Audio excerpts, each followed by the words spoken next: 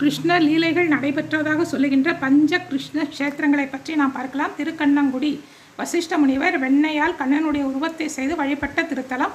என்ன ஆச்சரியம் என்றால் அந்த வெண்ணெய் உருகவே இல்லை. தன்னுடைய அன்பினால் கண்ணனை கட்டி போட்டதால் திருக்கண்ணங்குடி என்று அழைக்கப்படுகிறது. திருக்கண்ணபுரம் நீலமேக பெருமாள்.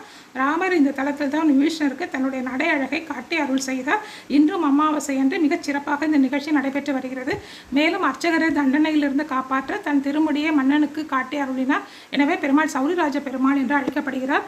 திருக்கண்ணமங்கை நாதமுனிகளுடைய சீடரான திருக்கண்ணமங்கை ஆண்டான் வாழ்ந்து வழிபட்ட தலம். திருமால் இந்த தலத்திற்கு வந்து திருமகளை கைப்பிடித்தார். எனவே இன்று 33 தேவர்களும் தேனீக்களாக வந்து பெருமாளை வழிபட்டு செல்கிறார்கள். கபிஸ்தலம் கஜேந்திர ஆழ்வானுக்கு மோட்சம் அளித்த திருத்தலம் இது. இன்று நாம் அங்கு சென்று ஆதிமூலமே என்று அழைத்தால் பெருமாள் ஓடி வந்து உதவுகிறார். திருக்கோவிலூர் மிருகண்ட மகரிஷிக்கு காட்சி அளித்த திருத்தலம். முதல் 3 ஆழ்வார்களை சேவை சாதித்த திருத்தலம். அவர்களால் தான் நமக்கு இன்று பாசுரம்